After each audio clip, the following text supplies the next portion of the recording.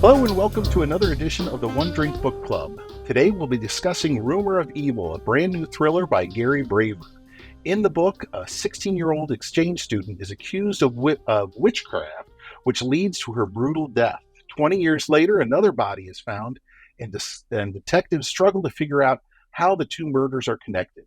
My guest tonight is the author, Gary Braver. Welcome, Gary. Thanks for joining me. Thank you, Jamie. Thanks for having me. My pleasure.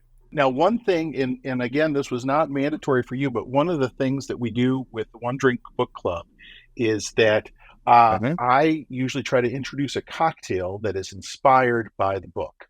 That's the element. And I have to say, this book I really enjoyed, but it was a challenge on the cocktail side because, the characters drank a lot of beer. There wasn't a lot of things.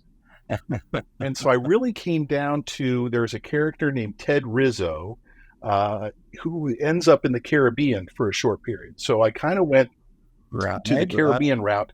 And then since the whole thing is kind of clouded in mystery and, dark things, so I decided to make it dark and stormy, which I thought was appropriate for the book. Great. And great. Well, I told you I've got a glass of sherry here. Perfect. If I had one of those, I wouldn't get through the rest of the interview. Well, that's true. That's the nice thing about that. Well, dark and stormies are ginger beer and dark rum, essentially, and a little bit of lime juice. But they still feel That's a good. little less That's good. potent than maybe some of the other things you're going to get, the rum punches that you're going to get in the Caribbean. So, well, I have a couple of questions. This is really interesting to talk to the author about this. But Rumor of Evil is your 10th book. And I'm wondering, does it get easier as you write more books? I mean, how have you honed your process over the years? And do you approach it differently than you did your first book?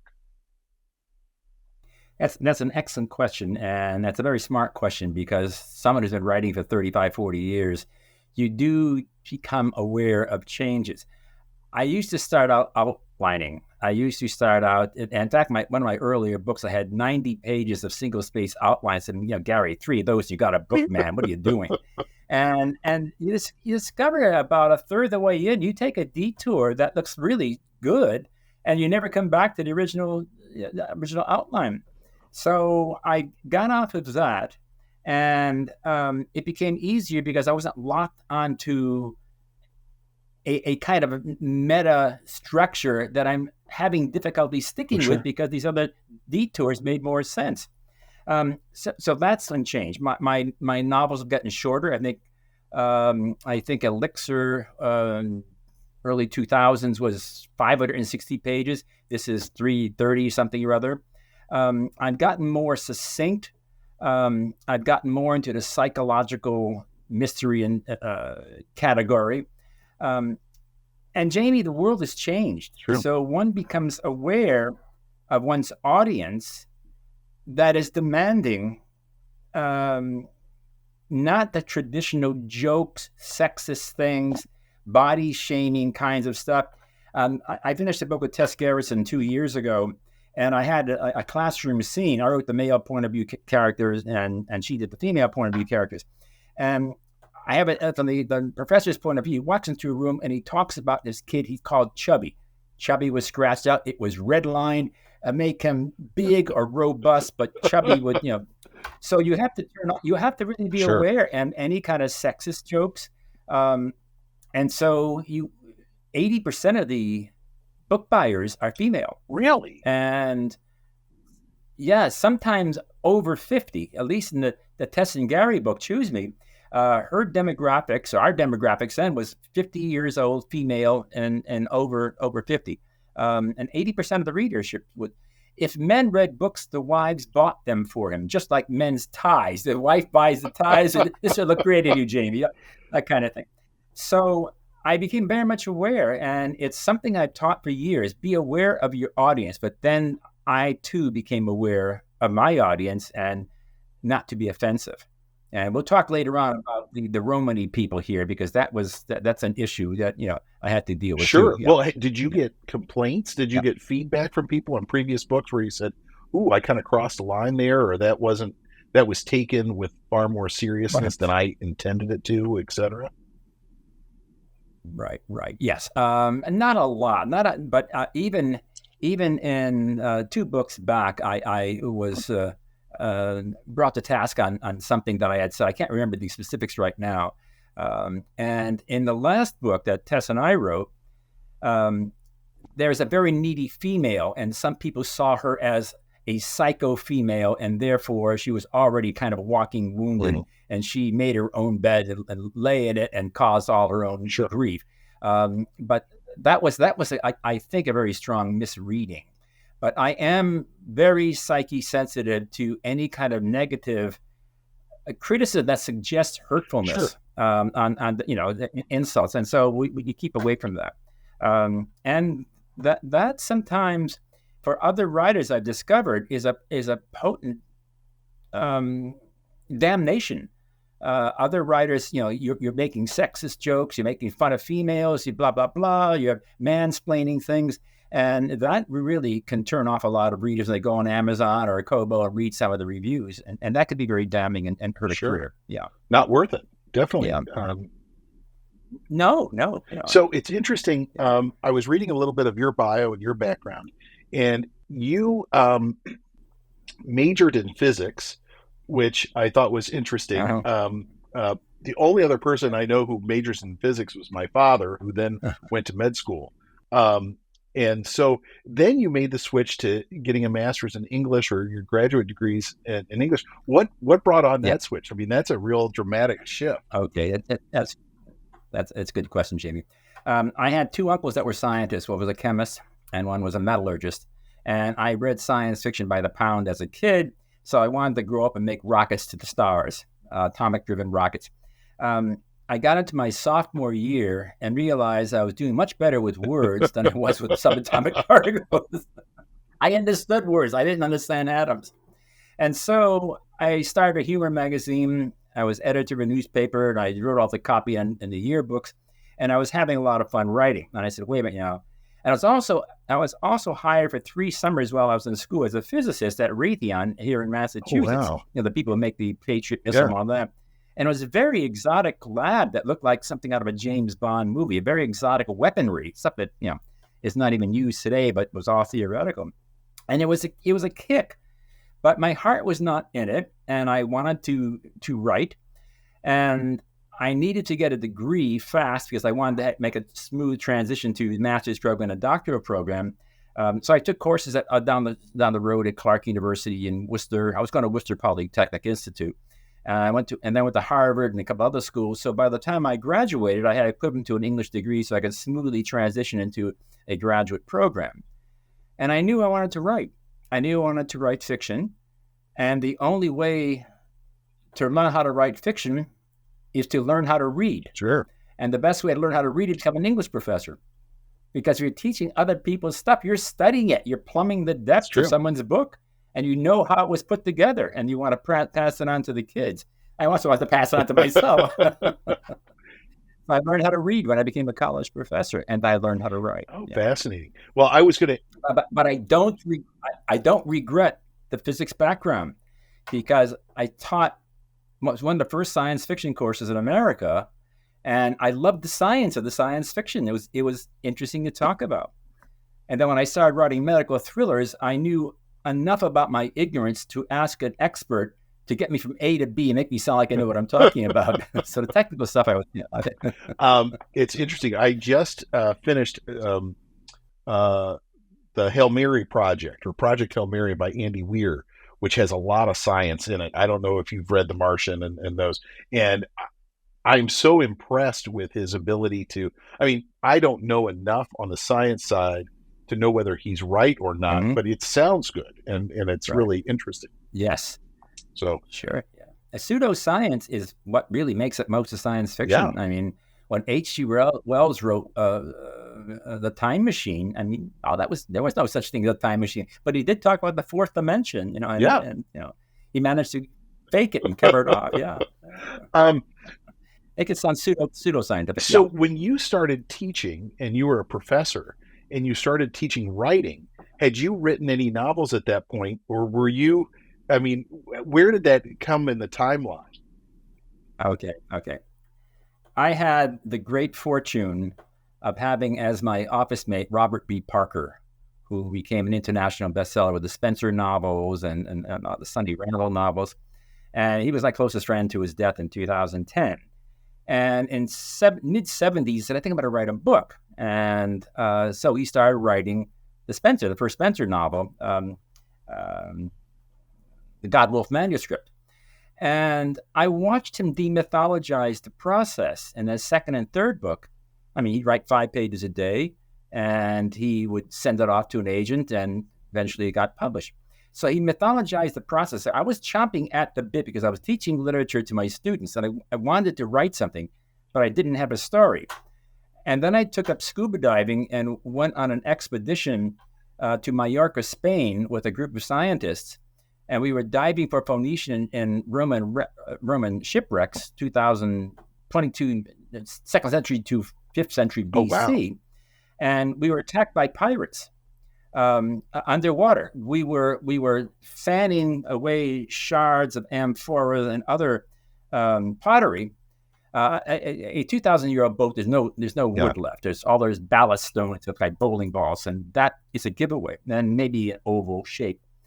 And so we were shading stuff away, and a boat cut across our bubbles. We had a rubber Zodiac, and the number one, it's a rubber boat with a red and white fibers flag, so it's really clear that people were, and the bubbles are breaking on the surface.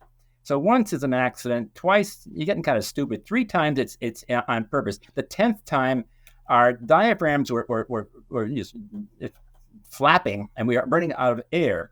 So when he finally took off, we shot up and he went right into the sunset. It was blinding us. He had slashed our Zodiac with a machete.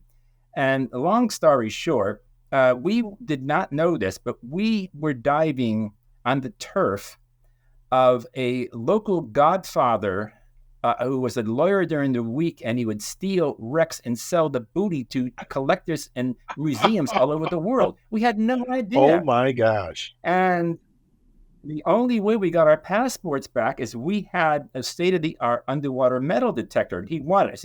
You get us our passport, because the commandante, the naval police are in his pocket. You get us our passports back and let us get back diving, and we'll let you borrow this for a day. So I said, if I got out of this alive, I've got a novel in it. And that was that. I came back and wrote the first novel, Atlantis Fire. I just moved it to Santorini, Greece, and tied it up with Plato's Atlantis legend. And it did well. Well, that's a great... That's a great way to kick it off. Yeah. So what gave you what was the impetus for Rumor of Evil? What really motivated you, or what kind of planted the seed of this story for you? Okay, good question. When Tess Garrison and I finished Choose Me, and it was a cop procedural novel. I had cops in 2 other books. So I never had a series.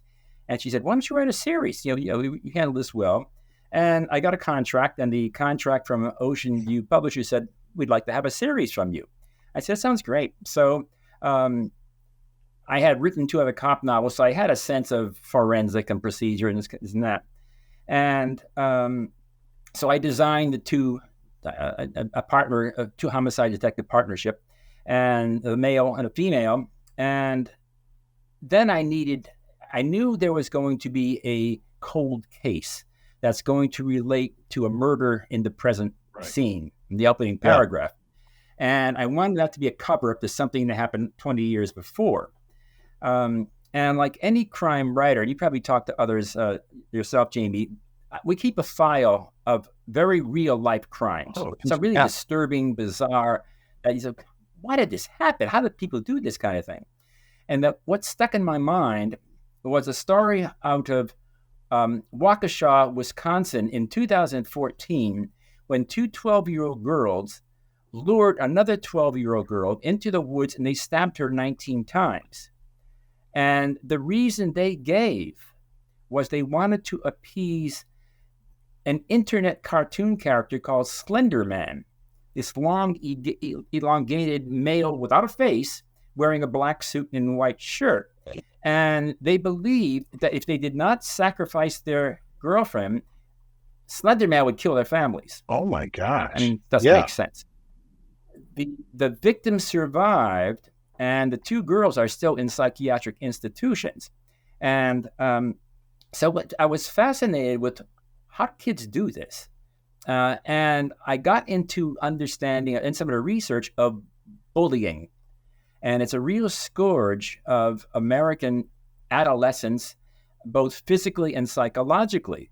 And so I I researched studies of bullying and found out that the bully always picks an outsider as a victim, someone who is either physically different, who speaks differently, who has an accent or a lisp or does odd things or dresses oddly, unlike the adolescent norm, or comes from a different demographic, or they're foreign, they speak in an accent. So I needed to have an outsider as my victim. And so I dreamt up an exchange student, 16-year-old exchange student from a rural pig farm in Slovakia. And I made her really rural and really uncool, but beautiful. And she is of Romani extraction, sometimes called Roma extraction. And so she's very attractive. And the kids have a great time Americanizing her, introducing her to hot dogs and backyard barbecues and Mexican food and rock concert. And they really enjoying this. And they give her take her to the mall and get her cool clothes. But I needed something turned dark. So at a pizza party with all these kids, I had her read palms. And everything, it's kind of fun. They're having a lot of laughs. She's reading palms, and suddenly something turns very weird at the party. And she bolts out of there. And then a few days later, bad things started happening to her friends, these kids and their friends' family. And that's when the rumors start flying. And that's when the terrible myths. Wait a minute. Romani, aren't those gypsies? And don't gypsies, aren't they thieves? And didn't they start in olden days the bubonic plague? And don't they drink the blood of Christian babies? And don't they worship Satan? And aren't they witches in disguise? So as I was writing, this all came together. And how did the Middle Ages handle witches? They burned them. So the backstory is Vadima, who they call Lulu, loves to sleep outside under the stars, and this affluent home in Lexington, Massachusetts, where she's been hosted by this family. The father built a treehouse in the backyard, and she loves sleeping out there in lovely weather and watch the stars. And on a Halloween night, she dies in a fire that takes her life, of the treehouse, and that became the backstory. But she is the ultimate outsider. And it tapped into adolescent as well as adult conspiracy theories, which are we hear about these days, as well as scapegoating the immigrant. We've had issues with immigrants. No. So she worked out to be a good bully victim. Yeah. And it's interesting. I thought one of the things I liked about it, and I also recognized was tough, is there's a lot of teenage girl dialogue in the book. And I know that is hard to do without it becoming a caricature of teenage girls. My daughter is 22, so it's not so long ago that she was a teenager. And I would find it very challenging to write in her voice, especially when it came to dialogue. So what did you draw on in order to make that sound realistic and not overly, over the top, so to speak? Sure.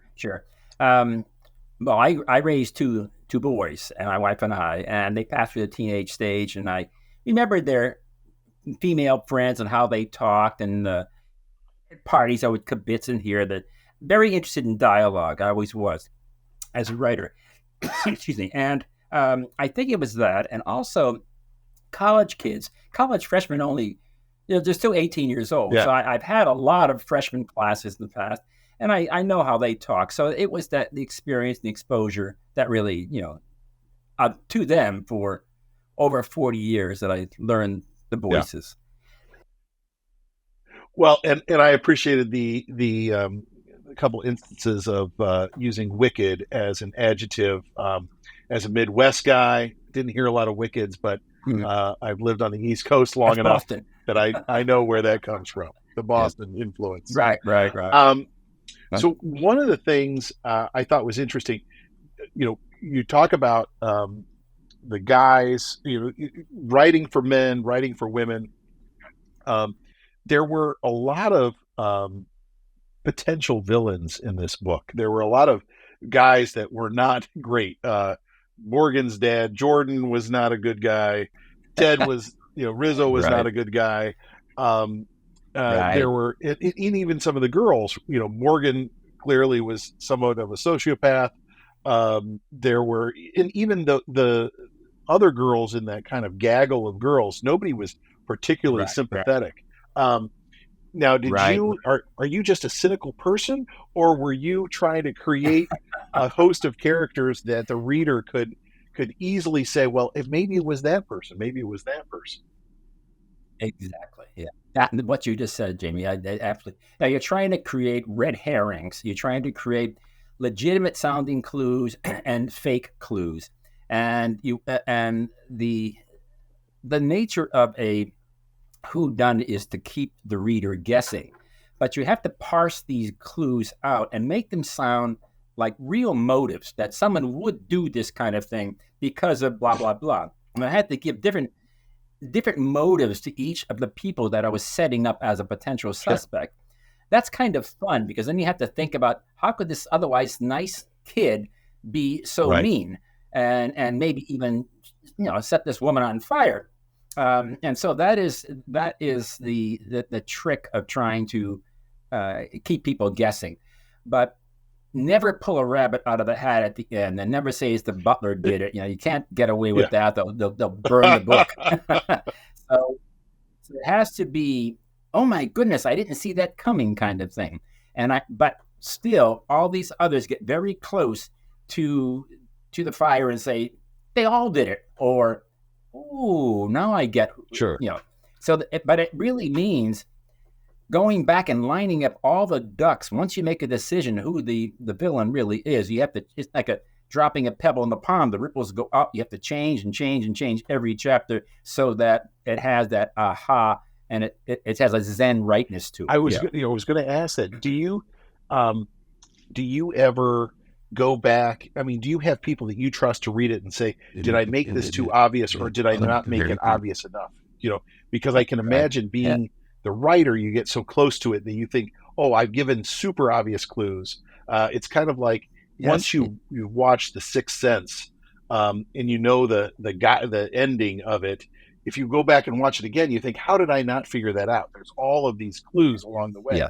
So how do you kind of figure out that line between sharing enough, like you said, not doing a total fake out at the end, but then not giving so much that it's so obvious? Right. Well, I have two good readers. My wife, who is a much more voracious reader than I am, because I'm spending time writing, and she taught English for a while too. So, and she is a very good reader, and reads very smart books. And she picked up on stuff that needed to be worked on. I also have a remarkable agent, a dream agent, who is not only an agent and does all the ugly stuff. He is a good reader. I mean, he is brilliant, and he pointed out stuff that needed to be worked on, and it all made sense. And so those two readers were pretty much all I needed. And when I went back and rewrote the stuff according to their directions, and they said, this is working, this is not working, it all fell into place and made sense. I mean, writing is really rewriting. I teach that to my students all the time. I mean, if you don't do any rewrite, you're either magically endowed, or you're not going to make it. Parker never rewrote, and he was the most verbal person I knew. Robert Parker. I mean, his desk was right near mine. I watched him write, and he'd get 300 pages, and his publisher would say, "Could you give us another 50 more?" He says, "No." And it is hummed. It was remarkable. But I have to rewrite, and even Tess Gerritsen, we got 2/3 through Choose Me, and we had no idea who the villain was. We had 5 suspects. Sure. And she said, "What about this person?" I said, "No, that's not going to work. That's just, that person's too good early on, and I don't want to change that and make them bad." And so we finally, I suggested someone, and she liked that, and we wrote that so that it made sense. So two heads in that case worked well. We also had editor. We had an outside editor read it and make suggestions. So I don't know anyone who doesn't have alpha and beta readers, Sure. whatever they're called. And so I have my wife, and I have Esmond Harmsworth. It's not a great name. That is a good name. My age. Now, have you read either reviews or heard fans discuss your books and add more meaning to things than you ever intended? And here, part of the reason I ask that is I do a lot of copywriting for ads, and I've done a lot of issue ads. I live in Washington. That's kind of my trade, and some of those ads have ended up in college textbooks as examples of one thing or another. Oh. And what I'm always laughing about is they'll have these discussion questions that say, the creator of this ad, the designer chose, the girl is looking to the left and she is got red hair, and what did the designer mean when they did that? And I kind of laugh and I think, well, the designer meant that was the royalty-free stock photo that was the cheapest and the best one in a pinch to use. They've assigned a lot more meaning to some of the decisions than really existed. Have you ever found that where people are analyzing your work to the point where you're thinking, well, geez, no, I just like the color green. I wasn't that Yes, people have found things in books that had more meaning to them than it had to me. And sometimes I applaud them. Sometimes they find really dark stuff I never really intended, or on a conscious level I didn't intend.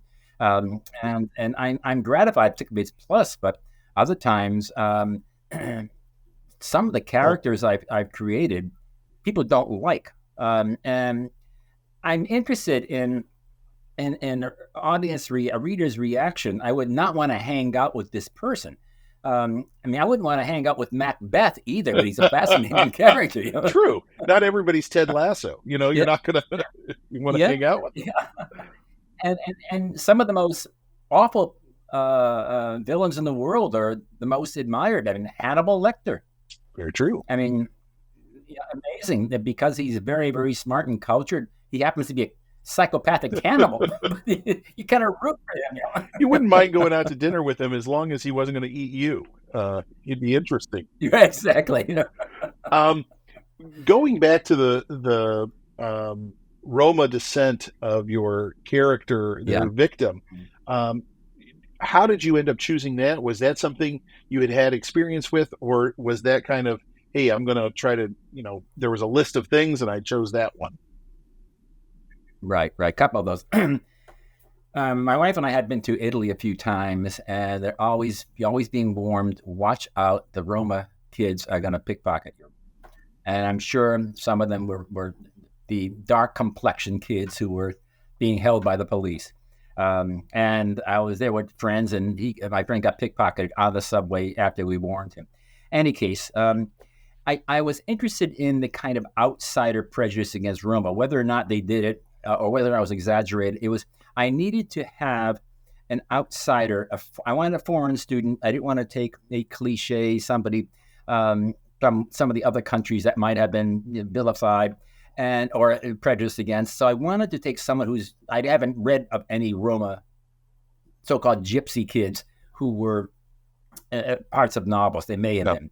I know there have been some Italian operas where a royal character falls in love with a gypsy woman. Any case, and I was fascinated with the awful myths that I mentioned earlier. They worship Satan and they put hexes on people.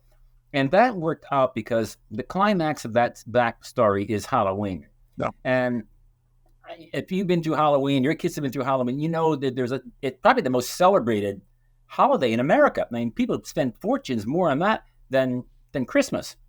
So it begins early, back in like end of August. All the pumpkins and things start coming out, and it's really go quite exotic in their costume parties. And there is always the kind of supernatural element, the kind of mystical stuff, the occult that comes in too.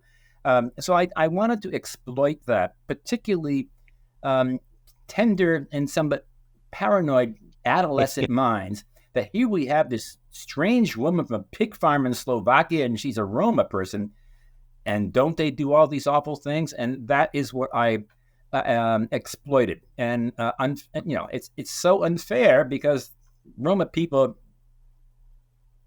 are outcasts throughout Asia and Europe. We've seen them in caravans in Greece and Italy, and they're always shunned. They're always ostracized, which is very painful. And so, in any case, I just thought that might be an interesting microcosm of that.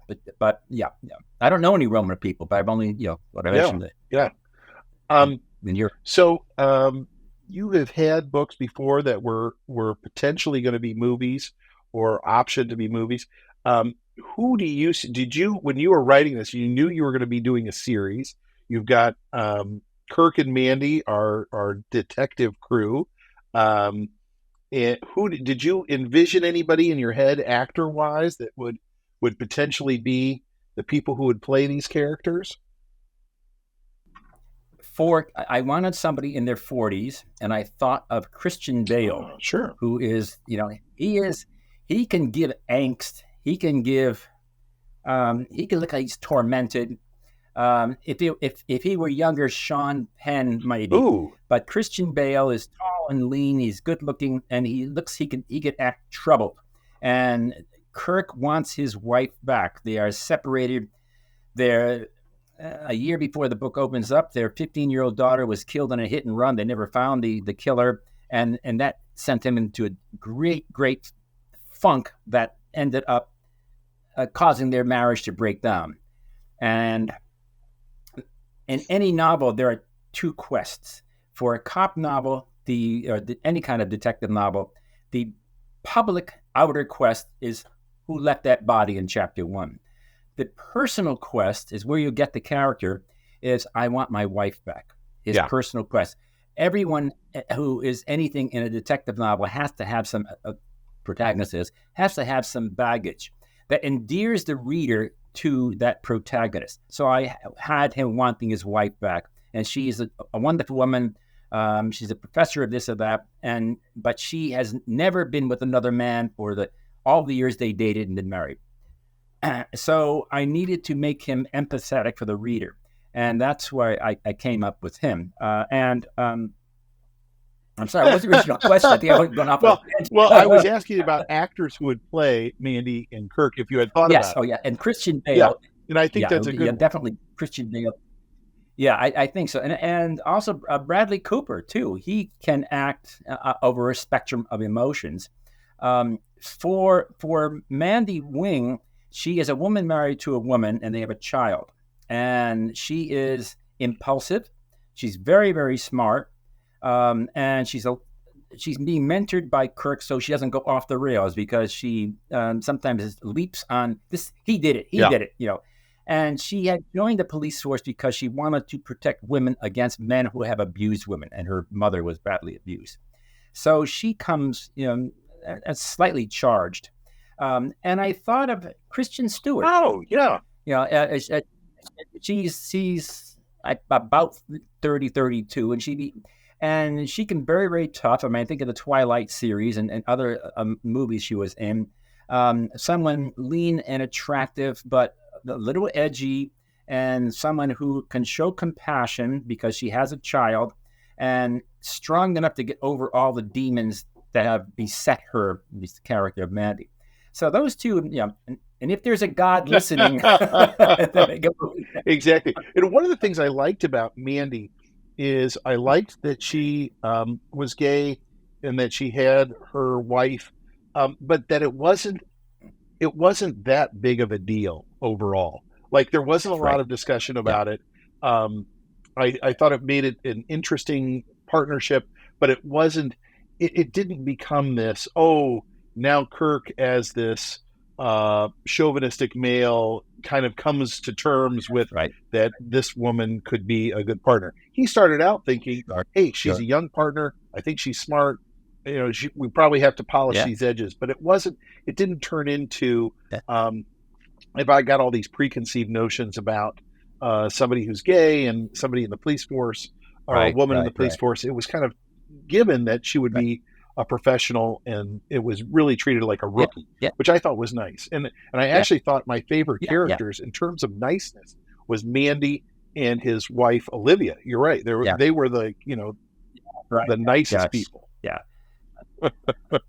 I model my females after my wife. It's much nicer. And even if you didn't, that's a good thing to say. It's safe, yes, right. Well, my last question to you is what where do these guys go next? What's if this is a series, where do Kirk and Mandy end up with something here? Oh yeah, the next book is already done. It's called Rumor. It's called Heat of the Moment. It's called Heat of the Moment, and Mandy has a much bigger part in this because the particular now at the end of the things work out nicely for Kirk and Olivia, and in the next book, their particular issue is she's 41 years old, and he wants her to have another child, and she is reticent about that. And Mandy helps because she has a child, and helps Olivia feel positive about the possibility of bringing another child into their life. And it's not a replacement for Megan, who was killed. It's just keeping Megan's memory alive and giving her a brother or a sister. So in a sense, and Mandy's fabulous that way. I mean, I really liked her. She really comes out in the second book. It is a murder mystery. It opens up, and this is not spoiling anything, it opens up when a conservative English professor who's very, very, very good is found dead in a very liberal English department in a fictitious Boston school with an antique Fijian war club in his face. Oh my gosh. So where did this Fiji war club come from? Who did this, of course? And there are 6 potential suspects who all have really sweet-smelling motives for having gotten this guy. It was fun to write. Getting back at some of my colleagues. Well, that sounds like a lot of fun. I look forward to that book. Well, Gary, thank you so much for joining me. I appreciate it. I will admit now that you are the first author that I've interviewed. Most of the time, I'm discussing it with another fan of a book and things like that. So I appreciate you jumping on, and this has been exciting. Thank you. I'm thank you for making me number one. By the way, we just had good news today that the editors of Amazon picked the book as one of the top 10 mysteries of the month of October. So we got nice little accolade. That's great. And I was just going to ask, where can people get Rumor of Evil? And, tell me a little bit more of where they can find it. Sure. It's pre-orderable right now, just going on Amazon or Kobo or Barnes & Noble. And it comes out officially next Tuesday, October 10. Hopefully bookstores everywhere will have it. And if they don't, you can ask the clerk at the cash register, please order this, and they'll come through. But I think there's a discount right now for the hardcover as well as Kindle on Amazon and the other sites. Like I said, Kobo and Barnes & Noble and Google Play or something like that. And my own website, GaryBraber.com, is a button you can click. But if you don't remember that, Amazon. Yeah. Well, great. And a reminder to those listening, please subscribe to the podcast. It's the One Drink Book Club. And wherever you get your podcasts, and you can visit and review video as well as audio at onedrinkbookclub.com. Thank you very much, and have a good evening.